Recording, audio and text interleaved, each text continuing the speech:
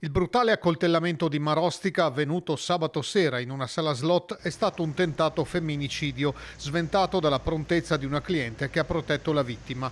2 giorni dopo la violenta aggressione subita da una barista 43enne da parte dell'ex marito 45enne, la sala slot di via Montegrappa a Marostica è regolarmente aperta, come succede 7 giorni su 7 in 3 diverse fasce orarie. La relazione tra i due, che da sposati risiedevano a Rosà, era da tempo interrotta.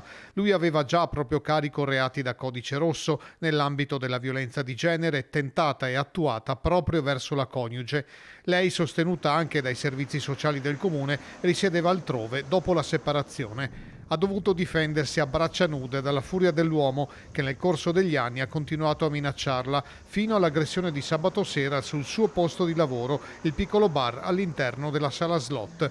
Solo un miglioramento delle sue condizioni fisiche e psicologiche le consentiranno di rilasciare la propria testimonianza ai carabinieri che indagano sul fatto. L'aggressore è in carcere a Vicenza in attesa dell'udienza di convalida del fermo.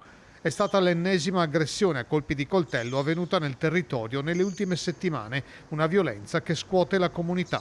Stiamo vivendo una situazione drammatica in generale, non è una questione di Marostica, non è una questione dell'area bassanese, però insomma, i dati lo dicono, sono sempre in aumento le violenze sulle donne ed è una situazione inaccettabile. Per quanto noi cerchiamo tramite attività, sensibilizzazione, di collaborare con tutti, in realtà la vera risposta deve arrivare dal mondo della giustizia.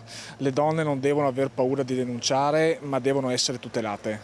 E a tutelare la vittima in questo caso, frapponendosi tra lei e l'aggressore, è stata un'altra donna presente nel locale proprio in quei drammatici minuti. Penso che alla nostra concittadina sia da fare veramente un encomio per lo spirito civico, ma al di là di quello anche per proprio il coraggio di mettersi davanti quando tanti hanno avuto paura. Quindi io veramente non so che parole trovare per ringraziarla, ma spererei ci fossero più persone così al mondo.